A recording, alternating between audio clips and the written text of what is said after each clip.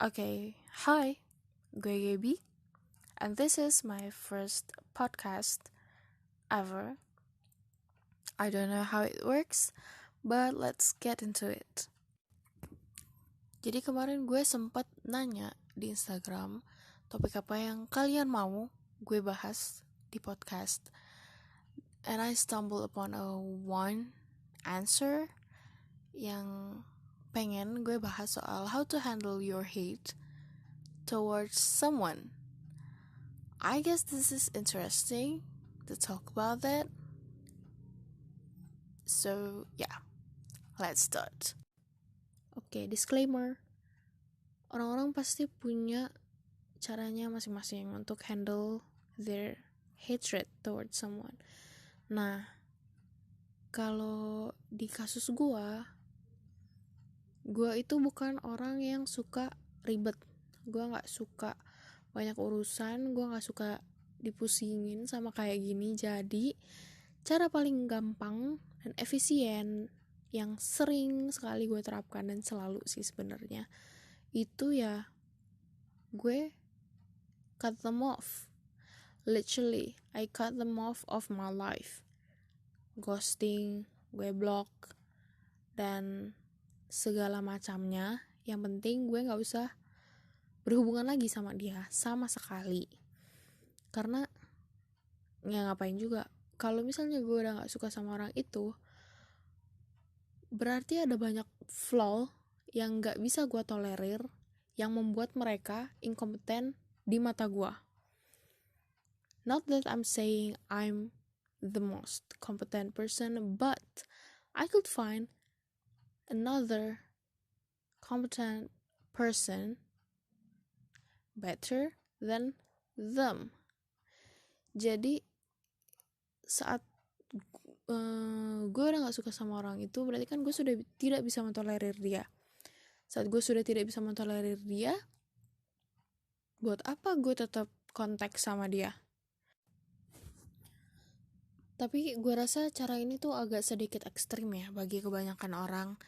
Karena beberapa teman gue yang gue omongin kayak gini, gimana caranya untuk cut them off dan segala macam, itu tuh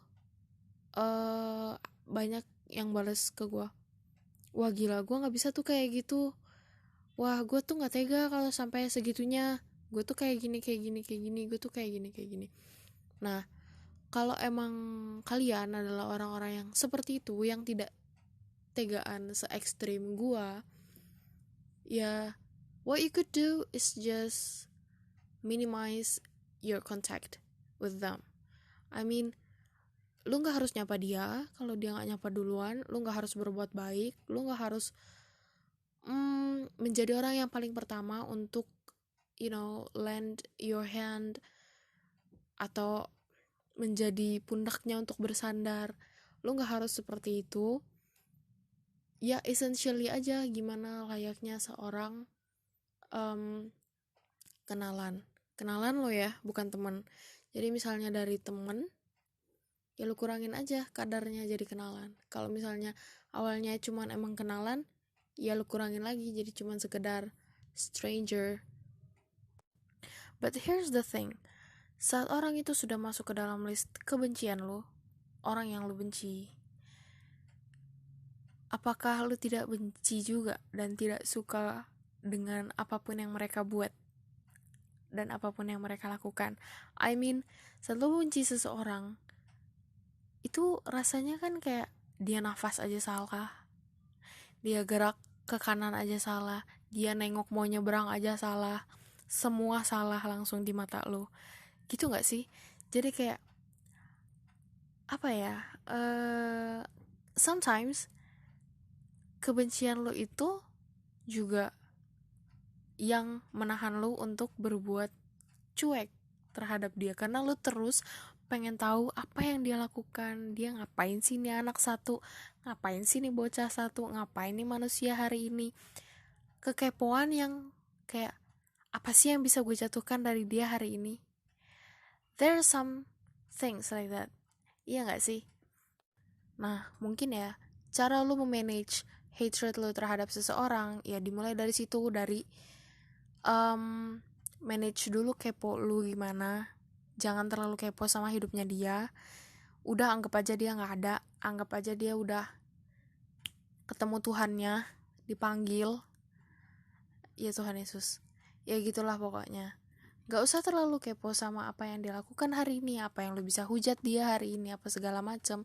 Dan jangan juga mengajak orang lain untuk membenci orang yang lu benci atau lu gak suka.